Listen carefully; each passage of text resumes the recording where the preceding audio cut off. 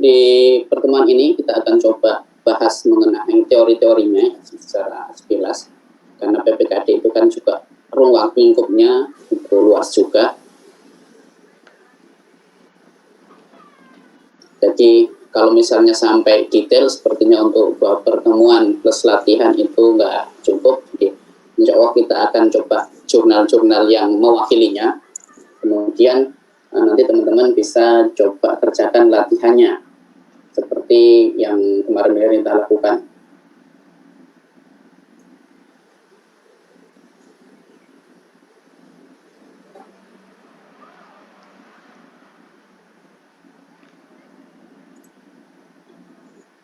Baik, ini adalah akuntansi SA PPKD atau bisa dibilang sistem akuntansi SKPKD, karena PPKD ini atau pejabat pengelola keuangan daerah itu merupakan kepala dari satuan kerja pengelola keuangan daerah. Jadi kalau mau sistem SAPD itu kalau mau apple to apple sebenarnya kan SKPD dan SKPKD, tetapi karena di permennya menyebutnya PPKD sehingga lebih terkenalnya dengan SKPD dan PPKD. Akuntansi PPKD adalah proses akuntansi yang dijalankan oleh fungsi akuntansi di SKPKD. Karena nanti kalau di SKPKD itu ada juga yang di sekretariatnya ya, yang mencatat transaksi-transaksi pelaksanaan anggaran PPKD selaku BUD dan transaksi resiprokal antara BUD dan SKPD. Nah, ini tadi yang saya sampaikan, PPKD ini merupakan kepala SKPKD yang mempunyai fungsi, mempunyai tugas ya, melaksanakan pengelolaan APBD dan juga bertindak sebagai bendahara umum daerah. Nah, kalau di pemerintah daerah atau kota, SKPKD ini biasanya dipegang oleh BPKAD ataupun DPPKA atau yang semisal. Jadi ada Badan Pengelola Keuangan dan Aset Daerah atau ada Dinas Pengelola Pendapatan Keuangan dan Aset Daerah misalnya, dan yang semisalnya. Ini tergantung Pemdanya. Kadang aset dan keuangan ini ada yang dipisah, ada yang digabung. Jadi berada di bagian badan ataupun dinas pengelola keuangannya. Jadi ada transaksi pelaksanaan anggaran sendiri, karena dia nanti mempunyai RKA atau mempunyai DPA dan sebagai bendahara umum daerah, nanti dia akan mencatat transaksi resiprokal atau transaksi timbal balik yang sebagai timbal balik atas pencatatan yang ada di SKPD. Kita review sebentar bahwa sistem akuntansi pemerintah daerah secara garis besar itu terbagi menjadi dua. Yang pertama adalah SKPD dan yang kedua PPKD atau SKPKD. Nanti di dalam subsistem SKPKD ini ada 3 entitas ya yang dijalankan. Pertama, SKPKD sebagai SKPD, tadi yang saya sampaikan, Badan Pengelola Keuangan dan Aset Daerah, ini kan dia mempunyai DPA atau Daftar Pelaksanaan Anggaran ya. Nah, itu dia melaksanakan pencatatan akuntansi juga sebagai entitas akuntansi. Jadi ketika menggaji belanja pegawai, BPKAD kan punya pegawai-pegawai.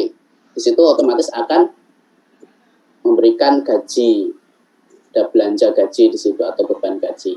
Kemudian untuk keperluan kantor mungkin akan beli ATK, kemudian untuk pemeliharaan, maka itu ada belanja juga.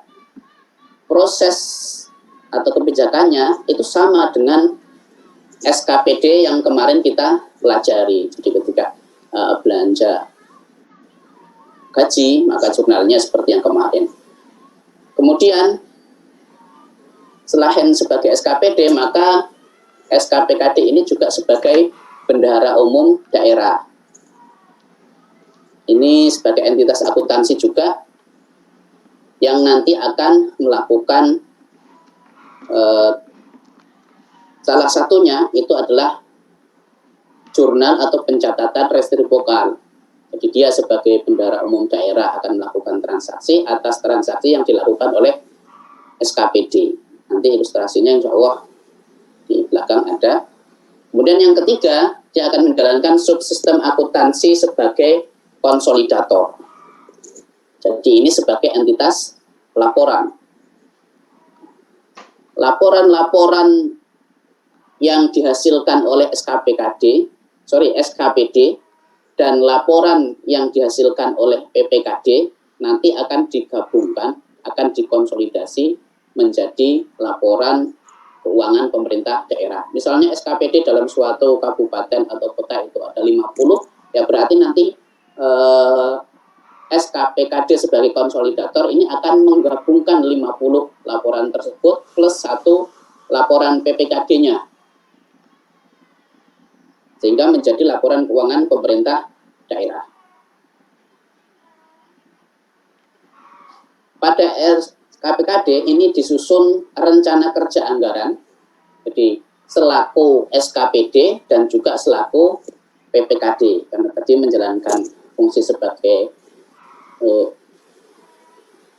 entitas akuntansi sebagai SKPD dan juga PPKD. Jadi ada 2 DPA, seperti halnya kalau misalnya nanti teman-teman pelajari di akuntansi pemerintah pusat, itu juga Kementerian Keuangan. DIPA-nya itu juga BA-nya tidak cuma 1. Kalau misalnya BPPK itu kan DIPA-nya 1, DIPA 015 misalnya, yaitu Bunda Kementerian Keuangan. Tetapi yang menjalankan fungsi sebagai kuasa bunnya atau sebagai pembantu bunnya itu akan ada 2. Misalnya contohnya kayak di DJPK, Direktorat Jenderal Perimbangan Keuangan. Itu nanti selain punya DIPA Kementerian Keuangan, dia punya DIPA bun yang menangani dalam hal perimbangan keuangannya, transfer ke daerahnya. Jadi BA-nya itu beda. Kalau Kementerian Keuangan 015, maka yang 1 terkait transfer daerah itu 999. Begitu juga misalnya ada DJPPR, Direktorat Jenderal Pembiayaan Pengelolaan Resiko, ya, pengelolaan pembiayaan dan resiko. Itu juga punya, selain BA 015, nanti dia punya juga BA bendahara umumnya, BA BUN 999 itu terkait misalnya investasi. Investasi itu kan dipegang oleh BUN, terkait dengan utang pemerintah. Begitu juga dengan SKPKD ini. Jadi dia punya rencana kerja anggaran yang kemudian menjadi DPA, itu DPA selaku SKPD dan selaku PPKD. Akuntansi PPKD ini dalam rangka pelaksanaan DPA atau daftar pelaksanaan anggaran, kalau di pusat DIPA namanya ya, dan juga akuntansi transaksi resiprokal antara PPKD selaku BUD dengan SKPD selaku pengguna anggaran. Kemudian kita akan coba mengawali dengan pengelolaan keuangan daerah, walaupun sekilas ya, karena kita mempelajari akuntansi, tetapi kita mungkin perlu review terkait pengelolaan keuangan daerah, walaupun tidak secara detail. Saya tidak tahu nanti teman-teman apakah sudah memperoleh pengelolaan keuangan daerah atau belum. Kalau PPKN kan sudah peroleh ya, dapat ya di semester sebelumnya seharusnya, pengantar pengelolaan keuangan negara. Jadi ini terkait pengelolaan keuangan daerah. Jadi ada PPKD atau pejabat pengelola keuangan daerah. Ini sebagai kepala SKPD. Makanya ada yang nyebut SA PPKD, ada yang nyebut SA SKPKD. PPKD ini mempunyai fungsi yang pertama, menyusun dan melaksanakan kebijakan pengelolaan keuangan daerah. Terus telah menyusun terkait kebijakan, ini menyusun rancangan perda tentang APBD, begitu juga tentang perubahannya. Misalnya ada perubahan terkait APBD. Kemudian melaksanakan pemungutan pendapatan daerah. Yang kelima, ini melaksanakan fungsi BUD. Kembali karena terkait akuntansi nanti banyak jurnal yang terbit dari sini. Kemudian melaksanakan fungsi lainnya sesuai dengan ketentuan peraturan perundang-undangan.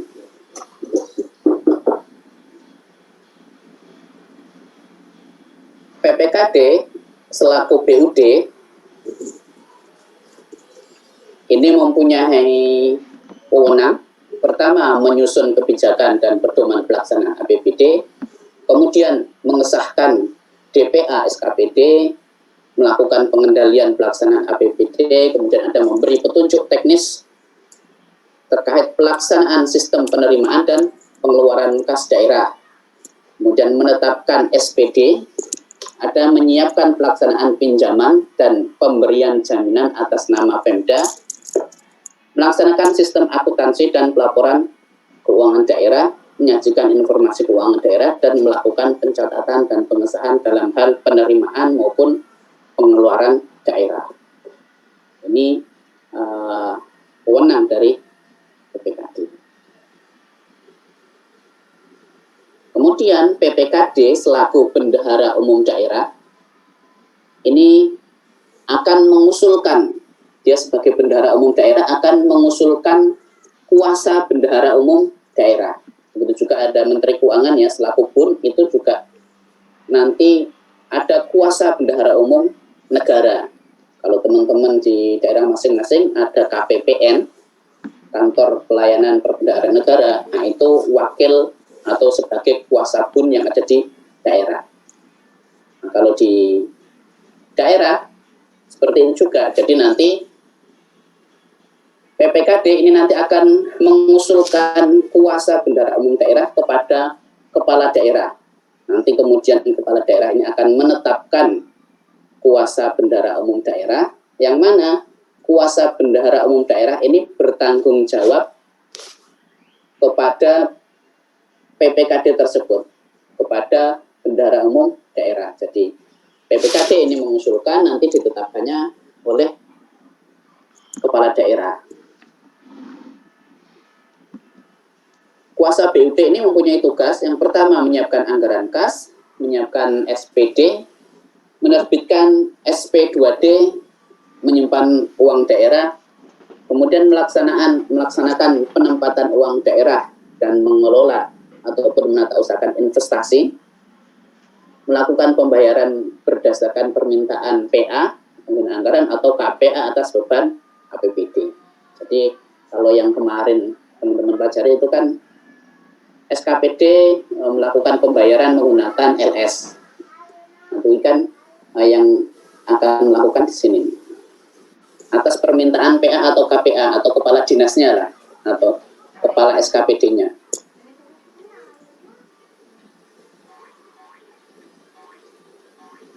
Ini struktur APBD. Kita ketahui bahwa struktur APBD itu ada pendapatan, ada belanja, kemudian ketika ada surplus atau defisit ini akan dilakukan, misalnya defisit berarti nanti perlu adanya penerimaan pembiayaan. Jadi pendapatannya itu terdiri dari pendapatan asli daerah, ada pendapatan transfer, dan lain-lain pendapatan yang sah. Kemarin kita singgung walaupun secara akuntansi ya, tapi tidak secara pengelolaan keuangan daerahnya itu terkait pajak daerahnya. Kemudian ada retribusi daerah. Kemarin ada lain-lain PAD dan sah. Untuk di PPKD ini adalah ranahnya. Hasil pengelolaan keuangan daerah yang dibesarkan ini menjadi tugas atau wewenang dari PPKD. Begitu juga untuk pendapatan transfer, ini SKPD nggak mungkin punya yang namanya pendapatan transfer. SKPD nggak mungkin punya yang namanya pendapatan transfer. Pendapatan transfer itu punyanya PPKD. Begitu juga dengan belanja. Di belanja yang ada di SKPD itu ada belanja operasi yang terdiri dari belanja pegawai dan juga belanja barang. Kemudian selain belanja operasi ada belanja modal. Makanya nanti kalau ada soal ditanya terkait mana yang tidak disajikan di dalam neraca SKPD, maka yang terkait ini nanti yang disajikan ya, yang misalnya neraca yang tidak disajikan di neraca PPKD, berarti belanja modal ini apa? Oh, aset tetap. Berarti nanti di neracanya PPKD itu tidak ada yang terkait misalnya peralatan dan mesin. Ini PPKD SKPKD selaku PPKD ya, beda dengan SKPKD selaku SKPD. Jadi kalau kita bicara PPKD berarti yang warna biru itu. Jadi misalnya ada soal neraca PPKD, misalnya yang bukan atau yang tidak termasuk di dalam neraca PPKD misalnya. Nah, di situ ada katakanlah terkait neraca itu apa? Ada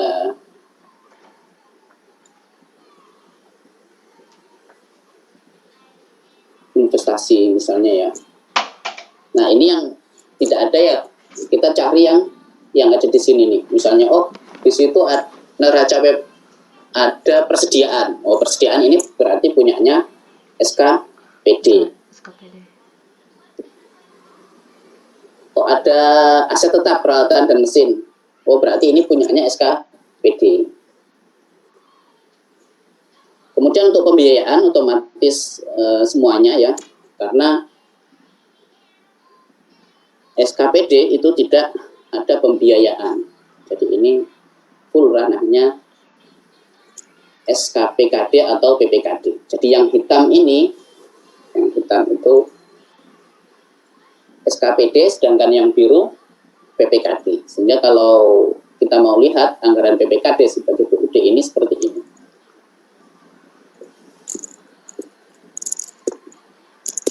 Misalnya di neracanya berarti nanti ada terkait misalnya terkait kewajiban ya. Kewajiban berarti terkait ada utang bunga misalnya. Berarti itu punyanya PPKD. Kalau terkait neracanya terkait investasi jangka panjang maksudnya. Berarti itu PPKD. Kalau di neraca tersebut ada persediaan, ada aset tetap, berarti itu punyanya SKPD. Jadi saya kadang melihat soal seperti itu. Teman-teman perlu melihat tahu ini ranahnya SKPD atau SKPKD nih. Jadi untuk pendapatan, ini teman-teman ada pendapatan pengelolaan kekayaan daerah yang dipisahkan. Jadi kalau misalnya SKPKD atau Pemda itu mempunyai investasi ya, investasi kemudian memperoleh hasilnya, maka itu yang melakukan pencatatan adalah PPKD. Ini investasi yang jangka panjang tentunya. Kemudian terkait pendapatan transfer, memperoleh transfer dari pemerintah pusat. Nah, ini yang akan melakukan pencatatan adalah PPKD, bukan SKPD. Lain-lain PAD yang saat ini dalamnya misalnya pendapatan dari hibah atau pendapatan dari dana darurat ataupun yang lainnya. Kalau terkait belanjanya berarti terkait belanja bunga, belanja subsidi, belanja hibah, dan belanja bantuan sosial. Kalau belanja pegawai, belanja barang itu kan punyanya SKPD, termasuk juga belanja modal. Jadi kalau ada pembiayaan maka itu sudah otomatis punyanya PPKD. Kemudian yang saat ini sampai saat inilah setidaknya yang masih menjadi pendapatan yang porsinya besar ya di pemerintah daerah pada umumnya itu ternyata adalah dari pendapatan transfer, baik dari pendapatan transfer pemerintah pusat maupun transfer antar daerah. Ini porsinya di pemerintah daerah biasanya besar ini. Transfer pemerintah pusat ini ada dana perimbangan, kemudian ada dana insentif daerah, dana otonomi khusus, dana keistimewaan, dan juga dana desa. Dan biasanya ditransfer ke rekening kas desa. Dana perimbangan sendiri, ini ada dana transfer umum, ada dan transfer khusus. Kalau misalnya ditanya dana perimbangan terdiri dari apa saja, ya berarti ini ada dana transfer umum, ada dana transfer khusus. Dana transfer umum itu terdiri dari ada dana bagi hasil atau DBH kadang nyebutnya, ada dana alokasi umum. Sedangkan untuk dana transfer khusus ada dana fisik dan non fisik. Sedangkan untuk pendapatan transfer antar daerah ini bisa dari pendapatan bagi hasil dan bantuan keuangan, baik bantuan dari daerah provinsi maupun dari kabupaten atau kota. Nanti terkait pengertian dan sebagainya, teman-teman bisa merujuk ke peraturan pemerintah di nomor 12 tahun 2019.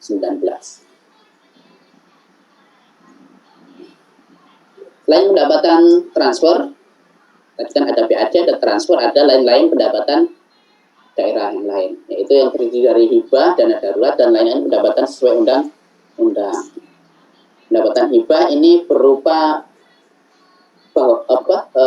uang, barang, ataupun jasa, baik dia yang berasal dari pemerintah pusat, dari pemerintah daerah lain, dari masyarakat, ataupun dari badan usaha dalam negeri maupun luar negeri. Sifatnya yang namanya hibah ini tidak mengikat. Jadi untuk menunjang peningkatan penyelenggaraan urusan pemerintah. Kemudian dana darurat ini diperoleh dari APBN. Karena mungkin seperti halnya sekarang misalnya banyak bencana ya, sebenarnya daerah itu punya dana darurat juga, tapi tidak cukup, maka bisa juga pemerintah pusat ini memberikan dana darurat.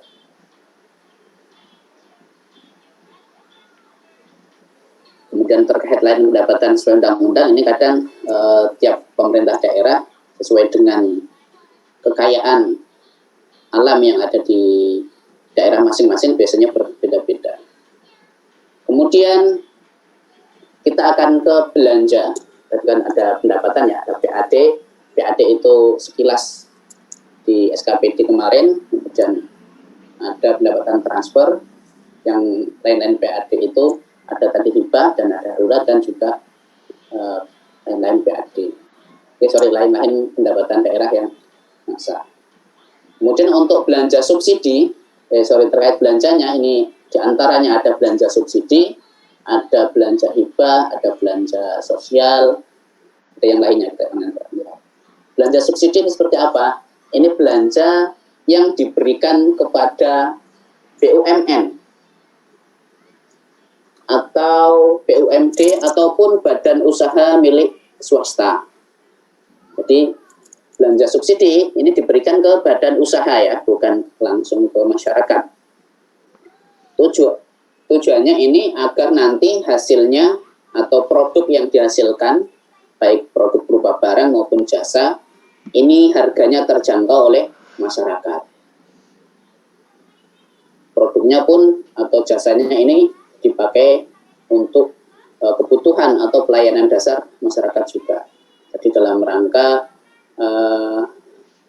supaya harga jual dari sebuah barang ataupun jasa itu dapat terjangkau oleh masyarakat. Ini nanti ada tata cara pemberian serta bertanggung jawabannya.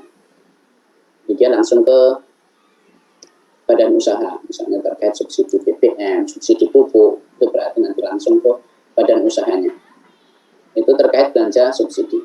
Kemudian untuk belanja hibah, ini belanja bisa diberikan kepada pemerintah pusat. Kalau misalnya pemerintah daerahnya kaya, mau memberikan ke pemerintah pusat, boleh.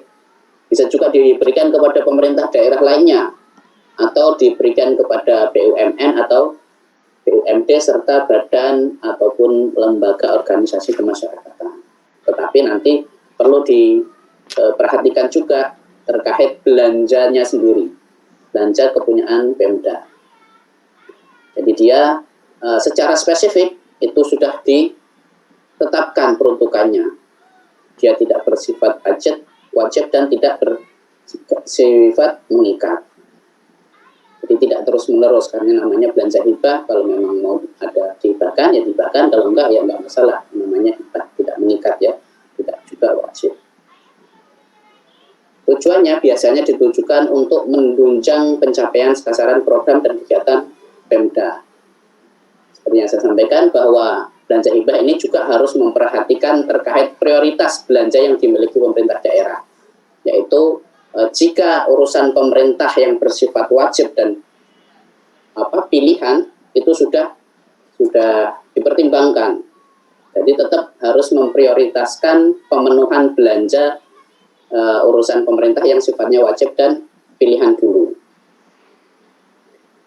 Kemudian ada juga belanja bansos yang kemarin sempat ramai.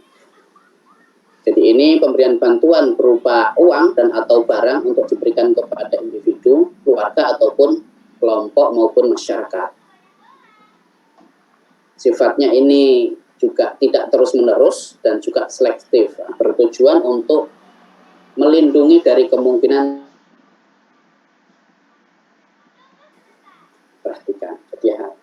digunakan untuk melindungi dari kemungkinan terjadinya risiko sosial. Kemudian ini juga harus diprioritaskan terlebih dahulu mengenai pemenuhan belanja urusan pemerintah wajib dan urusan pemerintahan pilihan. Jadi pemerintah pusat itu punya bansos, pemerintah daerah juga punya bansos. Yang menjadi permasalahannya kadang kan masalah data penerima bansosnya ini yang kadang mungkin bagi sebagian orang yang merasa tanda kutip tidak tepat atau kok sana dapat karena ada hubungan kekeluargaan dengan entah itu lurahnya atau kepala desanya atau yang lainnya ya. Karena memang di pemerintah daerah itu juga punya bansos, pemerintah pusat juga punya bansos. Kalau yang dapat kadang dapatnya tadi bisa dari Pemda, bisa dari pemerintah pusat. Selain itu ada juga belanja bagi hasil. Ini biasanya dianggarkan dalam APBD. Dia punya formula tertentu ya, misalnya berapa persennya karena bagi hasil dari usaha yang diperoleh. Kemudian ada belanja bantuan keuangan diberikan kepada daerah dalam rangka kerjasama daerah, bisa juga karena pemerataan peningkatan kemampuan keuangan. Ini nanti berupa ada macamnya bantuan keuangan antar daerah provinsi, ada antar daerah kabupaten atau kota, ataupun dari bantuan keuangan provinsi ataupun kabupaten kota kepada desa. Ini nanti sama bantuan keuangan daerah ini juga tetap harus memprioritaskan atau memperhatikan terkait pemenuhan belanja urusan yang bersifat wajib maupun pilihan terlebih dahulu.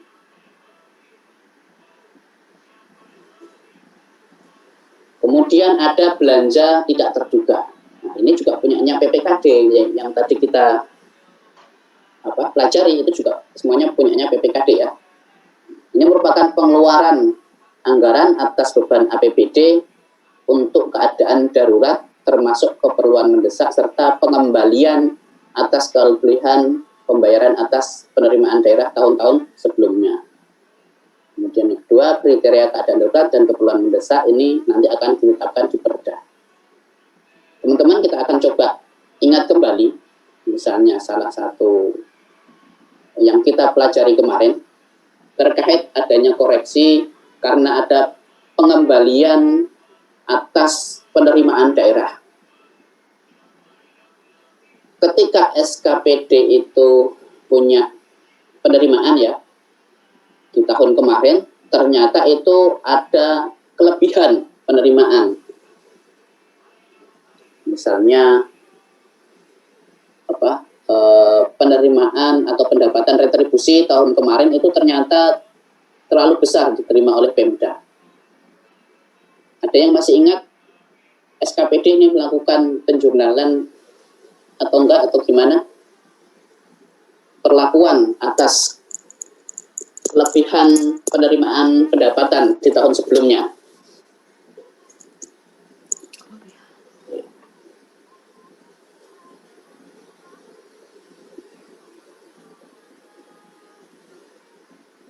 Ada yang mau jawab terkait ini?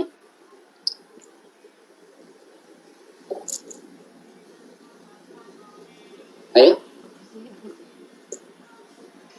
Kemarin coba ingat di pertemuan berapa ya? Di slide terkait LO Pemda, pos LO LRA, itu kan di slide akhir kan ada terkait koreksi. Di situ nanti ada berulang, tidak berulang, seperti itu kan. Yang dari pendapatan ataupun beban. Jika sifatnya berulang ini pendapatan pajak, nah itu yang lain yang bukan pendapatan pajak ini dianggap tidak berulang. Kalau yang berulang ini kan baik tahun anggaran yang lalu atau TAYL maupun TAP tahun anggaran berjalan, ini kan treatmentnya ini kan sama. Tetapi kalau yang tidak berulang maka akan berbeda, baik yang TAYL maupun TAP. Kalau TAP seperti apa? Misalnya nih, tanggal 1 Juni SKPD menerima pendapatan retribusi senilai 100 juta. Ini jurnalnya apa teman-teman? 1 Juni SKPD menerima pendapatan retribusi sebesar 100 juta yang langsung dibayarkan atau disetorkan ke kas daerah. RKPPKD pada itu ya Pak, pendapatan retribusi. Iya, Mas Sigri ya. RKPPKD pada pendapatan retribusi. Di finansialnya ya. Ternyata misalnya di November, 1 November itu ketahuan ternyata kelebihan, seharusnya itu 90 juta bukan 100 juta. Ini jurnalnya seperti apa? Jadi kalau tanggal 1 Juni tadi SKPD menerima pendapatan retribusi tapi langsung penyetorannya itu ke kas daerah langsung.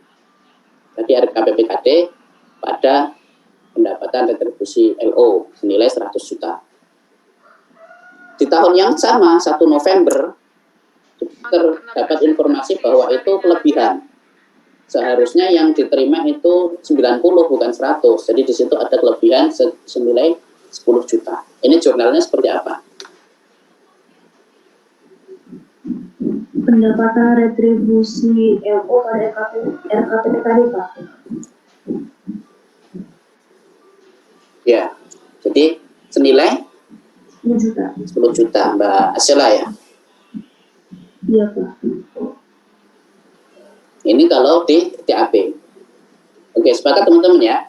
Tetapi kalau ternyata ketahuannya ini tidak di 1 November, tapi di misalnya 1 Maret tahun berikutnya. Jadi misalnya ini 1 Juni 2019 misalnya. 1 Maret 2020 itu ketahuan. Ternyata jumlahnya itu 90 juta, bukan 100 juta. Jadi bukan di 1 November tahun berjalan, tapi di 1 Maret tahun 2020 misalnya. Ini jurnalnya gimana?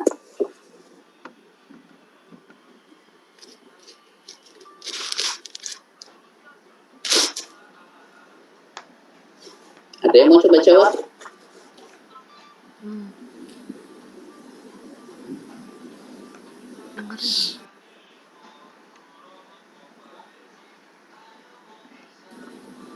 Izin mencoba menjawab Pak. Baik, Mbak siapa? Mbak Fitri. Iya Pak, SKPD-nya tidak membuat jurnal Pak. Baik, terima kasih Mbak Fitri. Betul ya teman-teman ya, SKPD-nya tidak membuat jurnal, tetapi nanti PPKD-nya diambilkan dari mana? Dari sini nih. Dari sini nih. Jadi di situ nanti akan ada di PPKD akan melakukan pengembalian menggunakan apa? Menggunakan tadi apa? Akun atau belanja namanya belanja tidak terduga. Jadi di LRA-nya nanti pakai belanja tidak terduga. Jadi nanti di situ ada apa? Pengembalian terkait kelebihan penerimaan ya.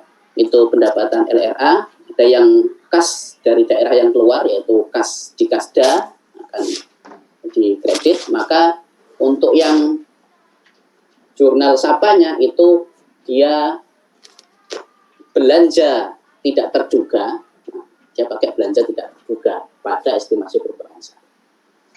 Karena di SKPD-nya tidak melakukan penjurnalan, itu TAYL itu nanti kepunyaannya atau wewenangnya di PPKD.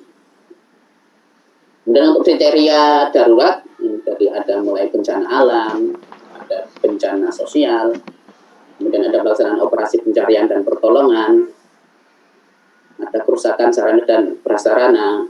Untuk keperluan mendesak, kriterianya bisa teman-teman lihat. Misalnya kebutuhan daerah dalam rangka pelayanan dasar masyarakat yang anggarannya belum tersedia. Jadi, sifatnya mendesak, tapi tahun ini belum ada anggarannya, bisa menggunakan belanja tidak terduga ini. Kemudian ada juga misalnya belanja daerah yang bersifat mengikat, tapi belum ada anggarannya juga. Ini contoh apa kriteria untuk keperluan mendesak. Itu tadi terkait belanjanya. Jadi teman-teman perlu ingat yang menjadi ruang lingkup belanja PPKD tadi ya, ada belanja transfer, ada belanja bunga, ada belanja bantuan sosial, ada belanja tidak terduga dan lain-lain yang tadi barusan kita pelajari. Kemudian yang terjadi pendapatannya tadi ada pendapatan apa transfer, baik itu dari dana perimbangan maupun yang lainnya. Kemudian ada PAD yang sah dari hibah, misalnya dari dana darurat. Ini kita akan mempelajari terkait pembiayaannya. Yang terkait penerimaan pembiayaan ini ada silpa atau sisa lebih dari anggaran tahun sebelumnya. Sehingga ketika penggunaan silpa ini sebenarnya ada jurnal ya, jurnal terkait sapanya. Seperti halnya ketika menjurnal ketika terbit JPA, itu kan ada jurnal anggaran. Ini silpa juga penggunaannya menggunakan jurnal anggaran juga. Kemudian ada pencairan dana cadangan. Dana cadangan ini kan dibentuk itu awalnya untuk membangun infrastruktur yang membutuhkan dana yang tidak bisa dipenuhi dalam 1 tahun, maka dibentuk dana cadangan. Nanti kalau sudah terkumpul sesuai, maka itu bisa dicairkan. Nah, ini pencairan ini termasuk penerimaan pembiayaan. Tapi kalau pembentukannya berarti dia termasuk pengeluaran pembiayaan. Kemudian ada hasil pengelolaan kekayaan daerah yang dipisahkan. Pemerintah daerah punya investasi, misalnya saham di BUMD ya. Kemudian di akhir periode biasanya kan diumumkan laba. Dari laba itu kemudian berapa yang dibagikan dividennya. Nah, itu sebagai hasil penjualan ya, berarti terkait penjualan sahamnya mungkin ya. Jadi kita punya investasi berupa saham terus dijual. Kemudian penerimaan pinjaman daerah. Jadi ini penjualan kekayaannya terkait tadi sahamnya. Kalau hasilnya itu dia nanti masuknya ke operasi dia. dari aktivitas operasi. Kemudian ada penerimaan pinjaman daerah. Jadi pinjam ke pemerintah pusat misalnya, itu sebagai penerimaan pembiayaan. Ada penerimaan kembali pemberian pinjaman daerah, dan juga penerimaan pembiayaan lainnya sesuai dengan ketentuan peraturan perundang-undangan.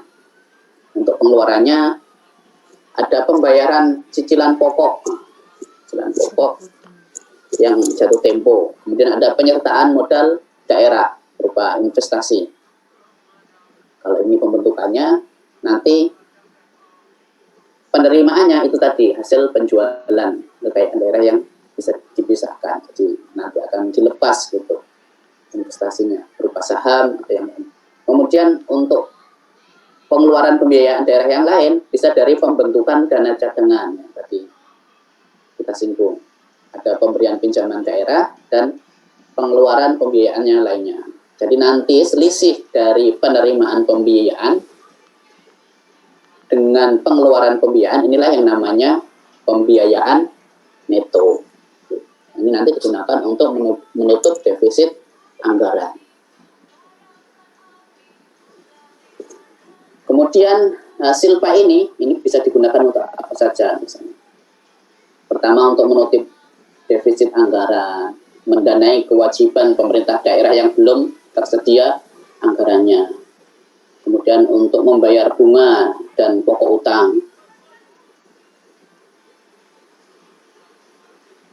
Kemudian melunasi kewajiban bunga dan pokok utang. Ada juga mendanai kenaikan gaji dan tunjangan pegawai, mendanai program dan kegiatan, dan mendanai kegiatan yang capaian sasaran kinerjanya ditingkatkan dari yang telah ditetapkan oleh DPAS KPD tahun anggaran berjalan. Jadi ternyata sasaran kinerjanya ini ditingkatkan. Awalnya sasarannya misalnya sekian, ditingkatkan. Anggarannya padahal itu disusun itu hanya untuk mencapai sasaran yang sudah ditetapkan. Ini ditingkatkan maka bisa menggunakan silpa. Kemudian terkait dana cadangan, mulai dari pemindahannya ya.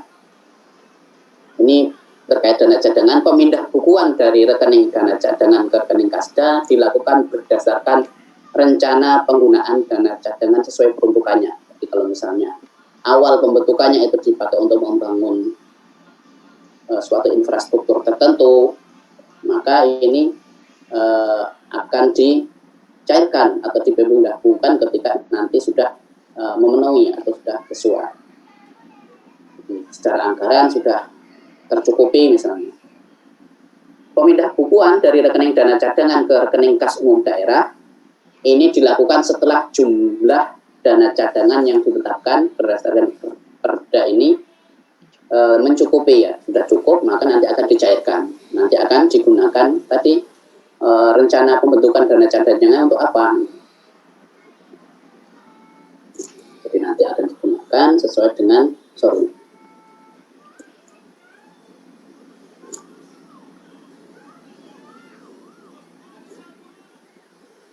sesuai dengan peruntukannya.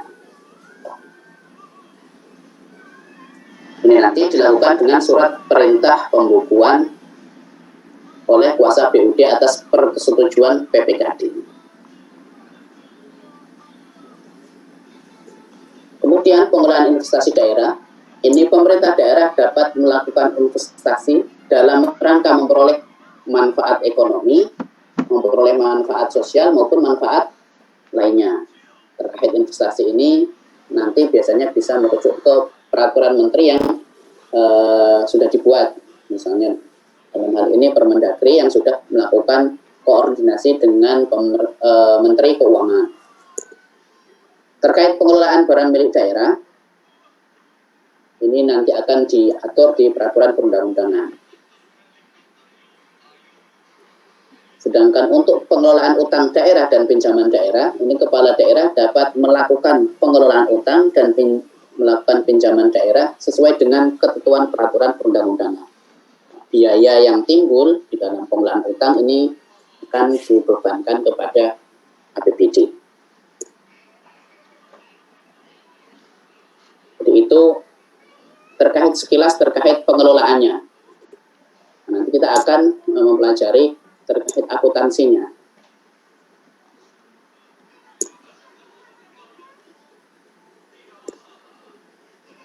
Teman-teman jika ada pertanyaan nanti disampaikan saja ya.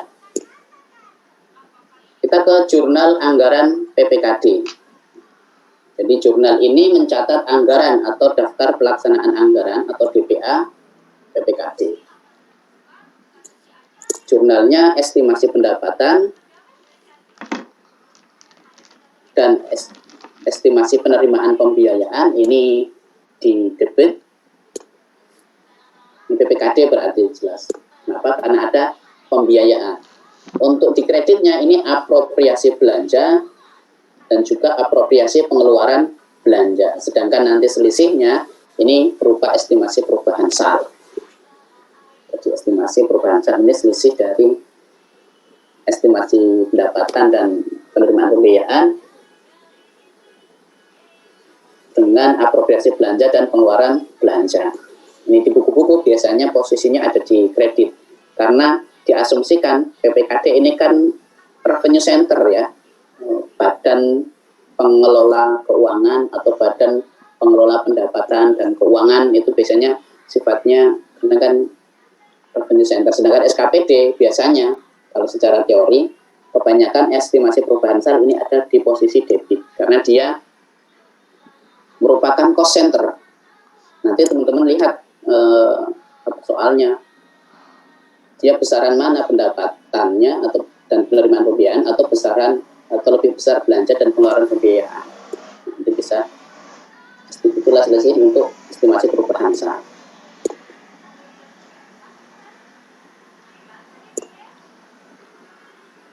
Untuk transaksi pendapatan PPKD juga dilakukan dengan dua basis ya, akrual dan juga basis kas, seperti yang kemarin kita pelajari lah waktu di SKPD.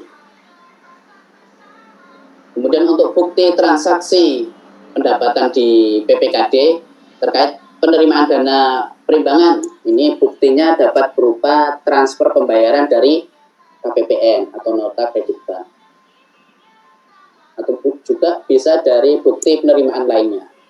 Begitu juga dan lain-lain pendapatan daerah yang sah, ini bisa dari surat tanda bukti penerimaan ataupun berita acara penerimaan.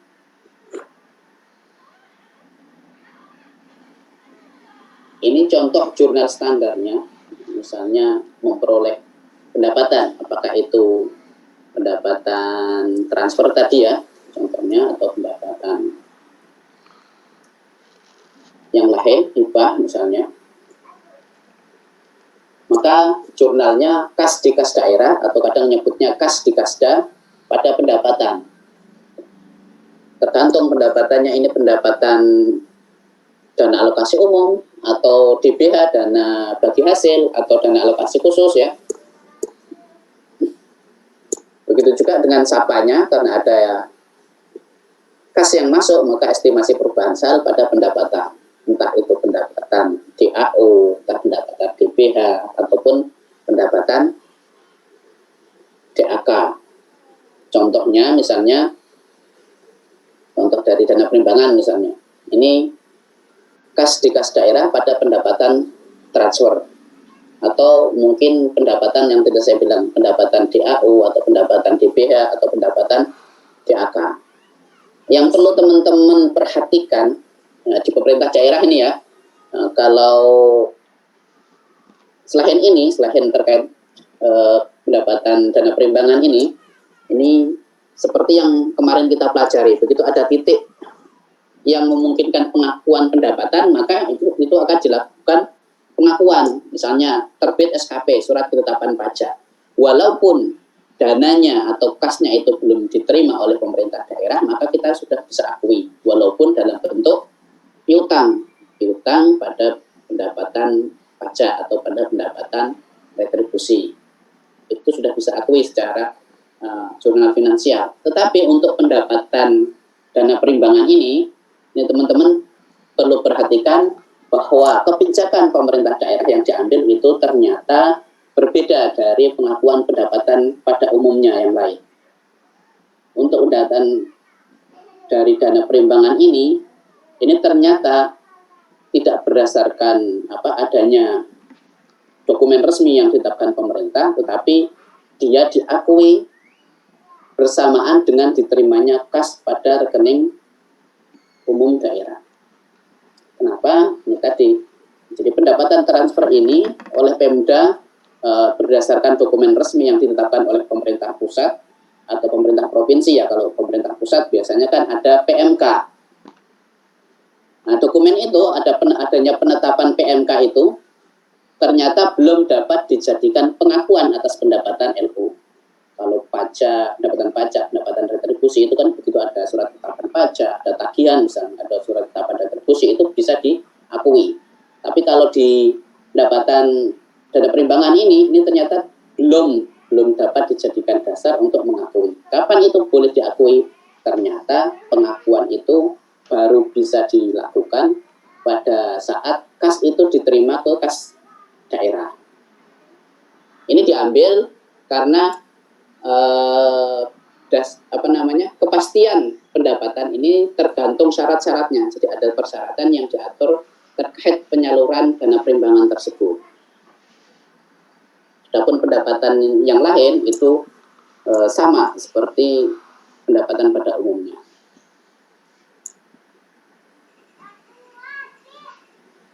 Walaupun demikian, pendapatan transfer ini dapat diakui pada saat terbit dokumen resmi mengenai penetapan alokasi jika itu terkait kurang salur. Jadi pada waktu awal PMK itu Pemda belum mau atau belum bisa mengakui kebijakannya seperti itu. Tetapi ketika ada dokumen resmi yang menyatakan terkait itu kurang salur, maka dia bisa mengakui. Jadi di awal itu ternyata tidak mengakui adanya piutang, tapi begitu mungkin di akhir periode ya, ternyata ketahuan ada kurang salur, itu diakui sebagai piutang. Jadi tetap ada piutang pendapatan dari dana perimbangan, tapi karena adanya kurang salur. Awalnya misalnya ada PMK nih, dapat dana perimbangan 500 juta contohnya. Nah ini PMK ini belum mengakui ada PMK itu. Nanti diakui pada saat 500 juta itu sudah masuk ke kas umum daerah. Tetapi kalau misalnya ternyata di periode berjalan sampai akhir itu yang ditransfer itu baru 450 dan nanti ada dokumen yang menyatakan adanya kurang salur, maka pemerintah daerah kemudian mengakui piutang. Setelah dokumen resmi terkait kurang salur itu ada atau terbit, maka pemerintah daerah bisa mengakui piutang pendapatan atau piutang pendapatan dari dana perimbangan ya. Itu nanti diakui sejumlah berarti yang kurang berapa? 50 juta. Jadi piutangnya karena kurang salur. Nanti kalau piutangnya itu sudah diterima, maka kita tinggal melakukan jurnal lagi kas di kasda pada piutang pendapatan. Itu dalam hal ini piutang pendapatan transfer atau piutang pendapatan JAO ataupun yang lainnya. JAK ataupun DPH misalnya. Ini khusus untuk pendapatan yang dari dana perimbangan. Contohnya misalnya PPKD ini menerima notifikasi PMK alokasi dana alokasi umum dan alokasi dana alokasi khusus tahun 2017. Kemudian pada bulan Januari akhir menerima transfer JAU dan DAK di rekening kasda masing-masing sebesar 7 miliar dan 35 miliar. Dari ilustrasi ini, jadi ketika pemerintah pusat itu mengeluarkan PMK terkait alokasi DAU dan DAK tahun 2017, ini Pemda itu belum mengakui adanya pendapatan DAU dan DAK. Kapan diakui? Ya pada saat ini, akhir Januari ini. Jadi ada dua titik di situ sebenarnya, khusus untuk dana berita. Jadi jurnal seperti ini akhirnya di kas daerah ada pendapatan DAU dan pendapatan DAK LO. Sedangkan untuk sapanya itu estimasi perubahan sal pada pendapatan DAU LRA dan juga pendapatan DAK LRA. Ini kapan? Ya pada akhir Januari itu.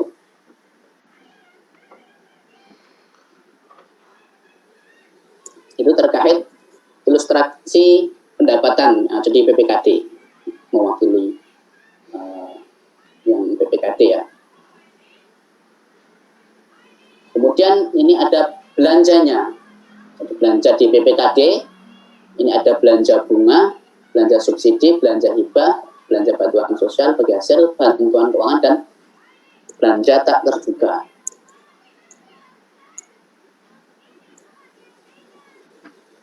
Kemudian untuk bukti transaksinya, ini dokumen sumbernya ada dari SP2D.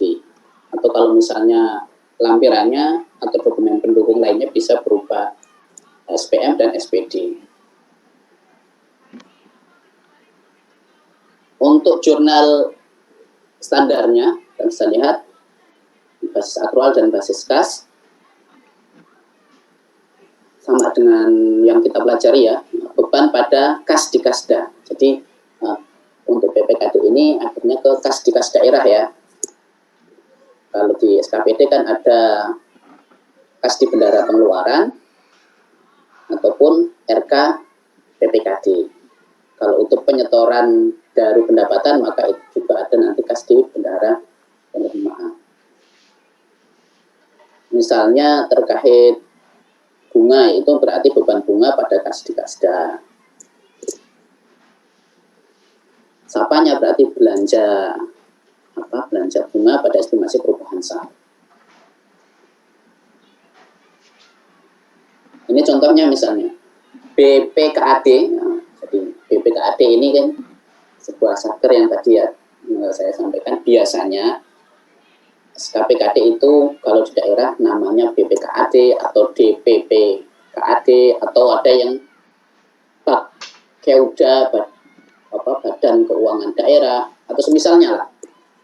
Ini melakukan pembayaran subsidi ke PDAM.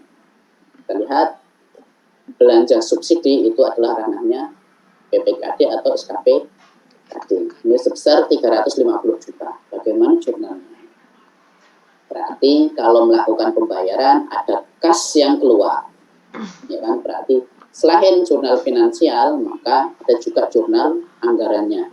Selain jurnal SAK, ada jurnal sapanya.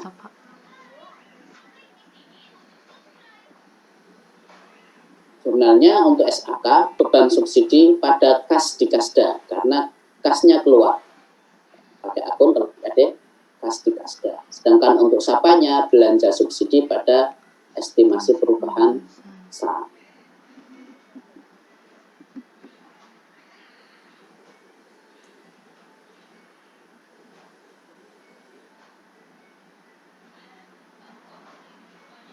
Ada pertanyaan teman-teman sampai sini? Sebelum masuk akuntansi pembiayaan.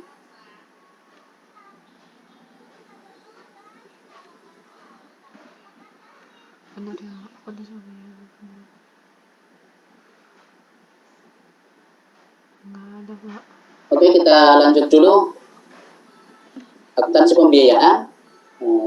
Ada akuntansi penerimaan pembiayaan dan pengeluaran pembiayaan. Tadi penerimaan pembiayaan apa saja kita sudah sampaikan ya. Kemudian pengeluaran pembiayaan apa saja kita juga sudah sampaikan. Ini hanya kita mengulang sekilas. Jadi ada pencairan dana cadangan kalau untuk penerimaannya. Kemudian ada penerimaan pinjaman dalam negeri. Penerimaan pinjaman dalam negeri ini bisa juga misalnya contohnya penerimaan pinjaman pemerintah dari pemerintah pusat. Kemudian untuk pengeluaran pembiayaannya ada pembentukan dana cadangan. Ada juga penyertaan modal pemerintah daerah dan pembayaran pokok pinjaman.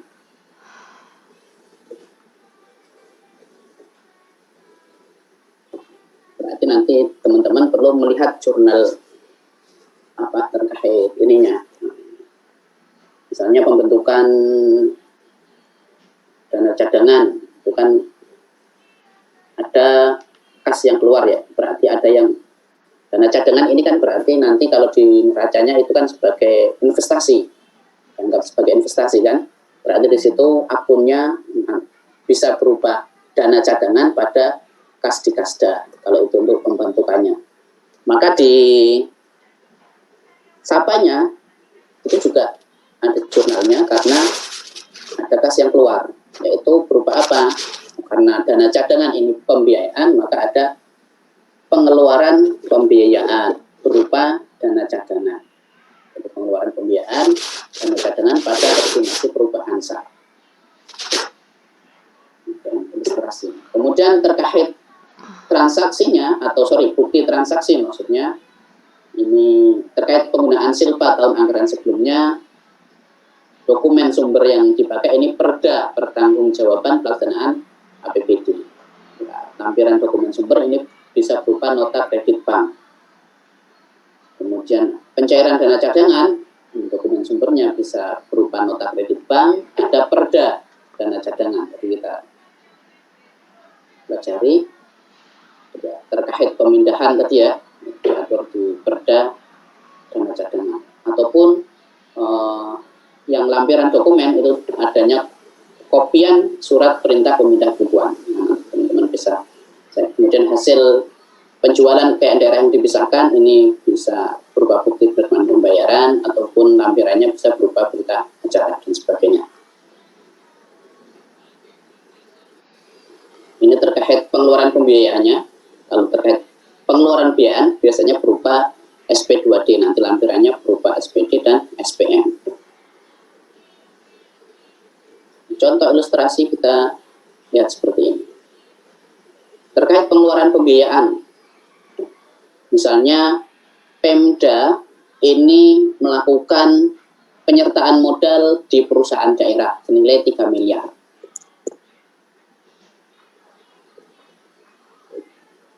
Jurnalnya kita bisa lihat penyertaan modal ini di SAK-nya itu investasi jangka panjang.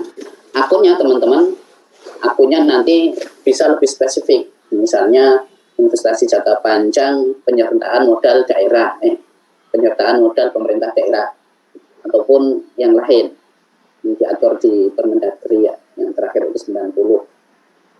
Karena ada yang keluar dari kas daerah, maka kas di kasda. Di sapanya itu jurnalnya pengeluaran pembiayaan, atau juga sekilas saya intip di perda itu, Permendagri itu langsung dia nggak pakai kata-kata pengeluaran pembiayaan, langsung penyertaan modal daerah seperti itu. Jadi penyertaan modal daerah pada estimasi perubahan sal. Tapi penyertaan modal daerah ini adalah pengeluaran pembiayaan.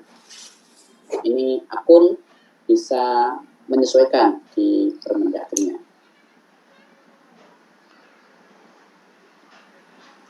Kemudian misalnya terkait pengakuan hutang, misalnya BPKAD menerima dana pinjaman dari pemerintah pusat ya, karena kan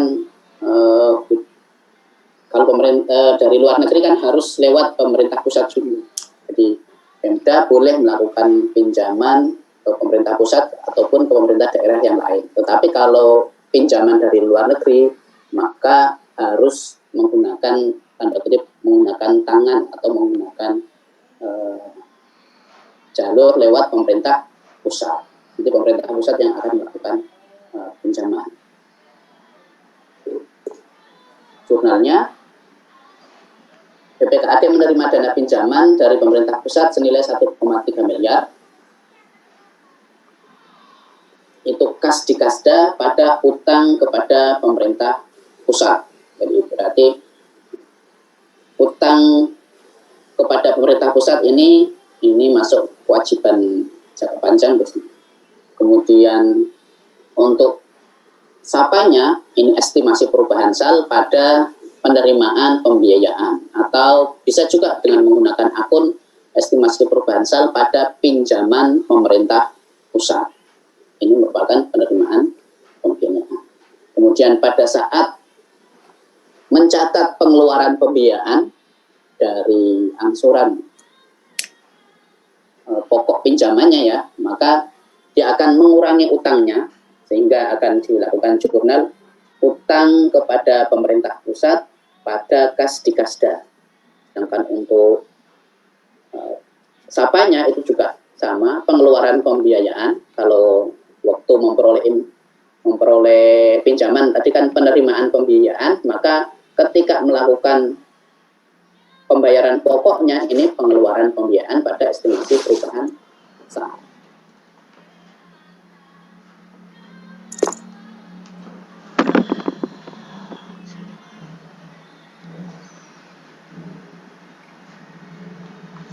Sampai sini ada pertanyaan teman-teman? Izin bertanya, Pak. Baik, Mas Alif ya. Ya. Ini Pak terkait pengeluaran pembiayaan tadi kan. Itu ada tuh Kementerian Desa, Pembangunan Daerah Terpencil dan Transmigrasi. Nah itu tuh Pak tugasnya salah satunya itu melakukan pembangunan di daerah terpencil ataupun desa ya Pak. Nah itu tuh termasuk di pengeluaran pembiayaan atau belanja negara Pak?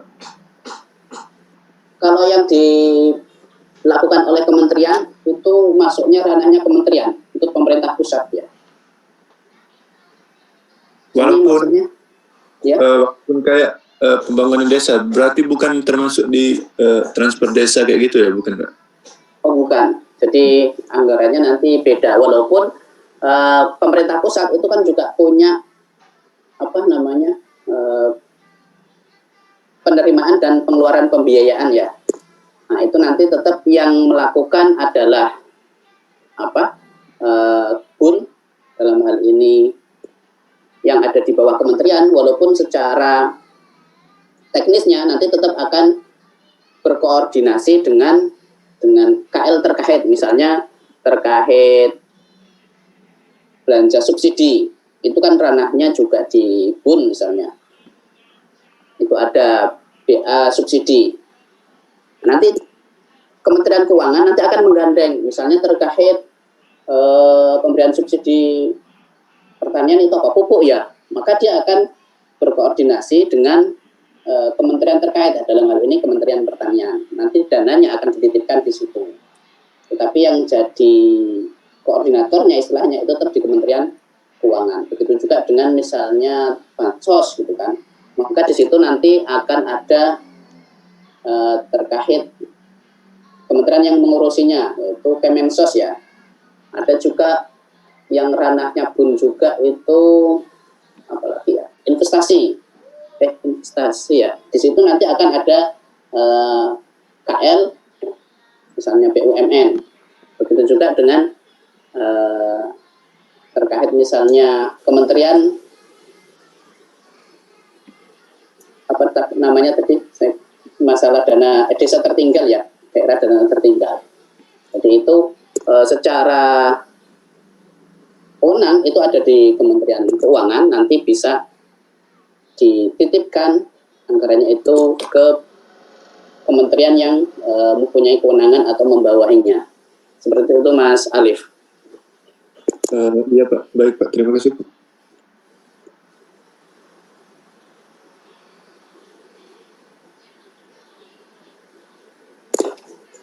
Ada lagi teman-teman?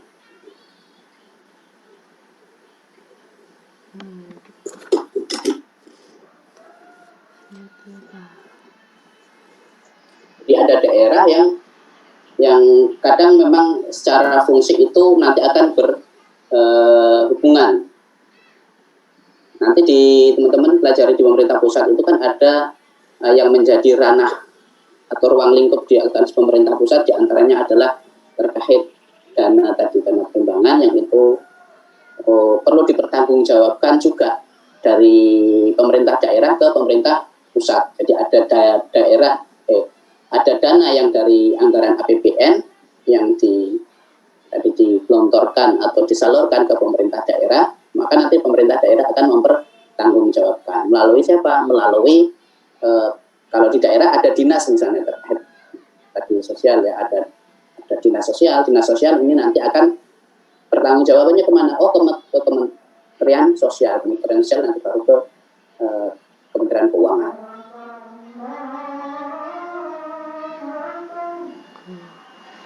Bapak izin bertanya, Pak. Baik, Mbak Asela. Ya, Pak. Kalau misalnya di apa Pak, itu kan belanja subsidi, belanja bagi hasil, belanja tak terduga gitu-gitu Pak. Tapi kalau misalnya nanti di SAK Pak, jurnalnya dia Pak, beban atau beban apa beban? Oh, terkaitnya, iya. Misalnya tadi contohnya memang apa? Beban subsidi gitu ya.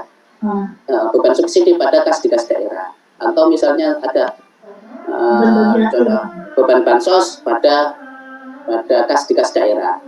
Itu secara apa namanya akun yang umumnya, nanti terkait detailnya akan lebih detail bisa merujuk ke Permendagri 90 terkait apalagi misalnya ada tadi belanja tidak terduga ya, yaitu berarti beban tidak terduga.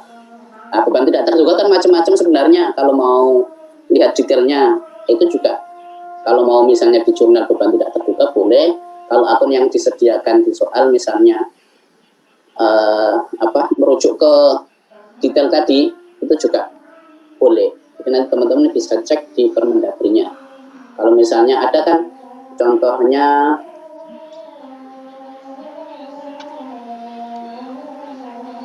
misalnya lain-lain PAD yang sah, itu kan salah satunya ada juga pendapatan bunga tuh. Nah, boleh kalau nggak salah itu di soal sebelumnya tahun kemarin ya, maksudnya kelas kemarin itu ada terkait pengakuan pendapatan bunga.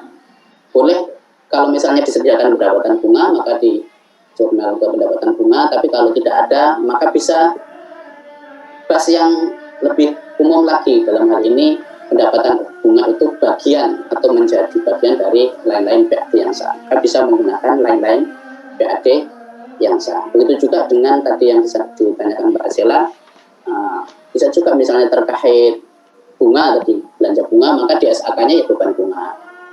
Terkait bansos atau belanja bantuan sosial, maka bisa juga beban bantuan sosial. Atau yang misalnya soalnya ada lebih spesifik lagi, mengikuti soalnya. Itu kalau misalnya nanti soal kalau pilihan ganda kemungkinan ada ya, dan ganda kemungkinan ada terkait PPKD, tapi problem atau soal problem ya, kalau dari tahun sebelumnya sih masih di SKPD, tapi tidak tahu tahun ini apakah di SKPD atau PPKD. Bisa jadi kalau melihat tahun-tahun sebelumnya mungkin itu ada dua. Yang pertama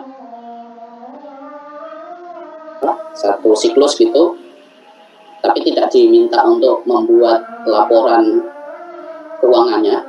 Nanti yang kedua itu laporan konsolidasi. Laporan konsolidasi itu nanti teman-teman diminta untuk menjurnal penyesuaiannya. Nah, itu terkait PPKD biasanya. Tapi mungkin nggak banyak karena waktunya nanti habis. Tapi perlu teman-teman latihan supaya tidak kaget gitu ya. Ada lagi teman-teman? Mungkin itu Mbak Asela, jadi bisa menggunakan akun yang tadi beban bunga atau beban bansos atau beban tidak terduga seperti itu. Atau yang lebih detail lagi nanti merujuk ke Permendagri. Bapak saya mau tanya lagi Pak. Boleh. Yang jurnal anggaran PPKD tadi itu Pak, itu dicatat di awal tahun Pak ya? Yang mana? Yang jurnal PPKD itu yang maksudnya yang terkait jurnal apa? Jurnal anggarannya yang tadi estimasi pendapatan pada Iya, itu di awal tahun. Di awal tahun. Seperti halnya jurnal anggaran ketika di SKPD itu juga di awal tahun ketika menerima DPA. Ketika menerima daftar pelaksanaan anggaran, maka itu di jurnal. Sekali lagi, Kalau secara praktek, mungkin kalau sudah menggunakan aplikasi ya, begitu yang namanya ADK atau arsip data komputer itu dimasukkan ke dalam aplikasi, itu sudah terbentuk jurnal ya, secara otomatis. Karena kan jurnal anggaran itu tidak lari ke mana-mana, maksudnya tidak lari ke mana-mana itu, kecuali ke LRA di sisi anggarannya, tidak ke buku besar kas maupun tidak ke buku besar akrual. Itu Mbak Asila, jadi di awal tahun. Baik Pak, makasih Pak. Ada yang lain?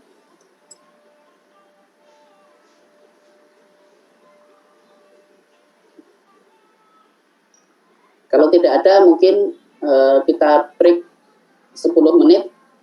Insya Allah kita akan kembali di pukul 12.20 ya teman-teman ya.